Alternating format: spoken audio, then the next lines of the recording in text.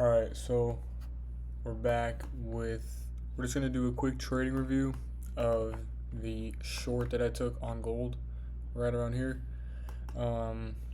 Later this week, I'm going to break down probably ranges. What I know about ranges, I mean, I don't know if I'm not going to explain everything I know because it's taken me months to learn all this stuff, but I will give you everything that you need to know about ranges. And just listen closely to the time frames that I say. Listen closely to the words that I say because I'm going to be explaining it, but you're going to have to kind of dig deep into what I'm saying. I'm not just going to give you the answer right away and explain it in depth right now because that's not something I do for free. Not yet at least, but we'll see. So going into the week on gold, you can look at the daily. Week 3 of the month, and what did the first 2 weeks do? We got week 1, week 2. Week 2 closes back within week 1, so we could potentially be bearish. All right. What else? Well, traded into this high time frame breaker. All right. We also have a massive SMT with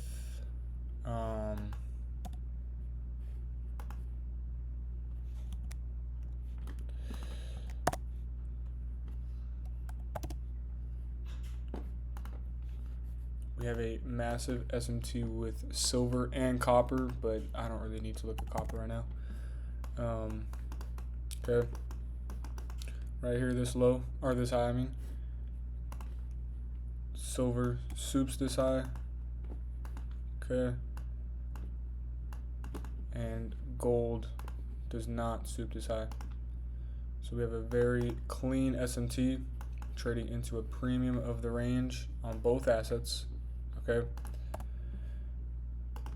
And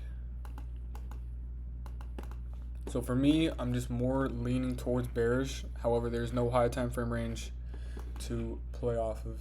Just like I said in the Twitter post, there was no high time frame range to play off of.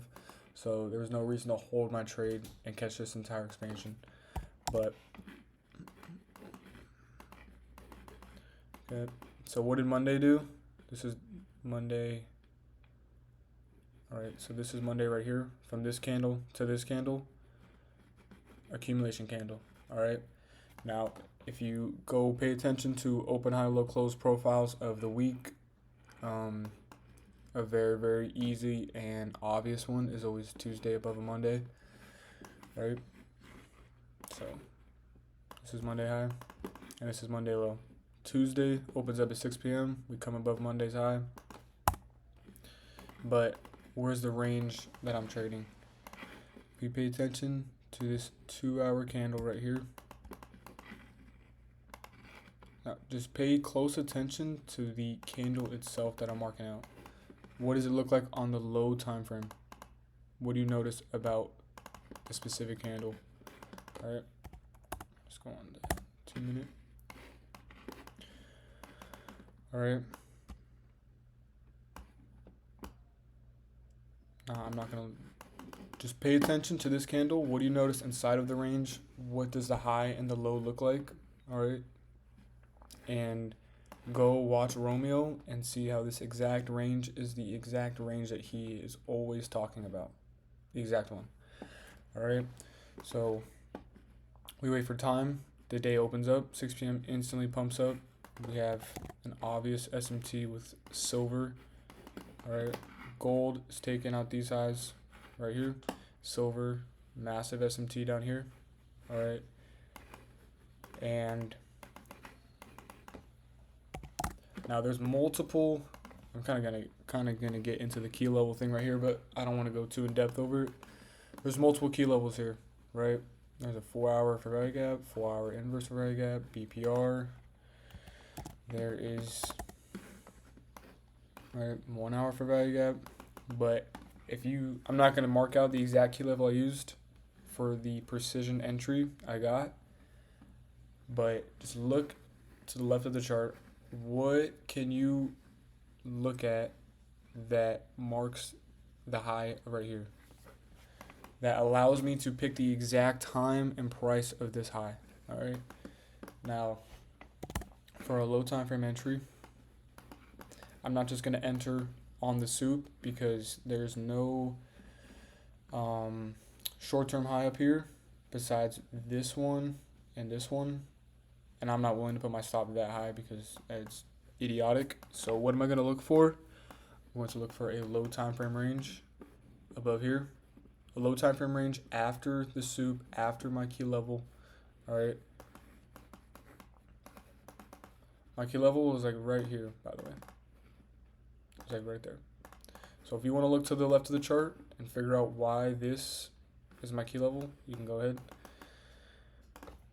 and look at the time frame of the key level, all right, and how it is relative to this time frame range, okay? And pay attention to what is happening inside of this range.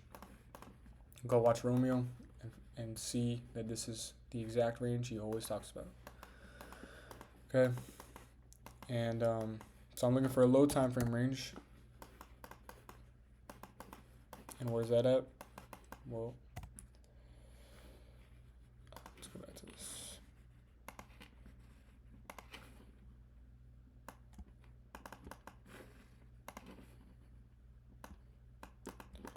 Okay, what is this candle right here? This is the model number 1, 5-minute model number 1. And what happens to this specific candle? It gets turtle souped, okay? And pay attention to the range itself.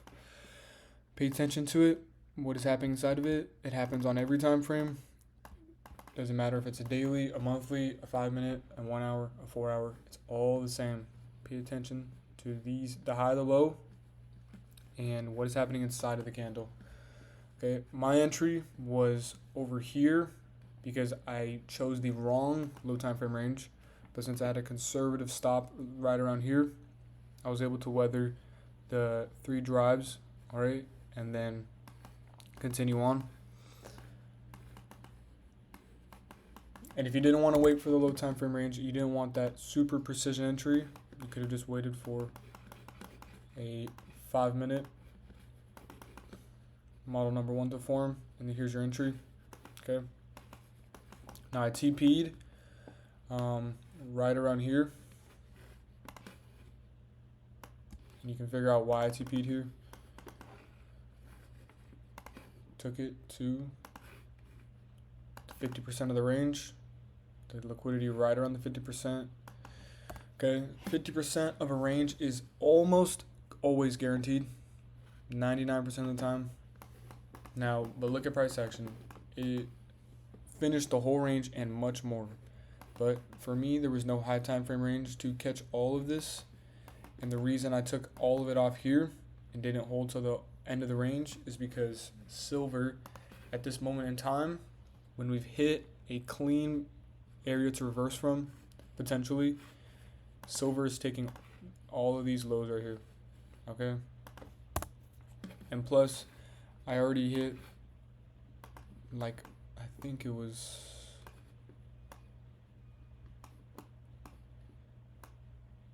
6 RR on the trade. So I was happy with what I got, and I didn't need to be greedy. I didn't need to hold the whole thing. Okay, but that's the trade review, and you can go look back at certain aspects of it and figure out over time when I do these trade reviews how every single trade is the exact same. Every trade is the exact same, just happens on different time frames. All right, but yeah, that's the end of the trade review. The next video is just going to be going over ranges. All right, and go study this range, figure out why I chose the 2-hour time frame. Okay, figure out why I chose that time frame. Figure out the key level I chose. It's on the 1 hour. I'm just gonna let you know that it's on the 1 hour. Also on the 30-minute. Why am I using both time frames? That's something you guys can go look at because I'm not gonna reveal that just yet. But yeah, that's the end of this trade review. Hope you guys learned a thing or two, and yeah, have a good rest of your trading week.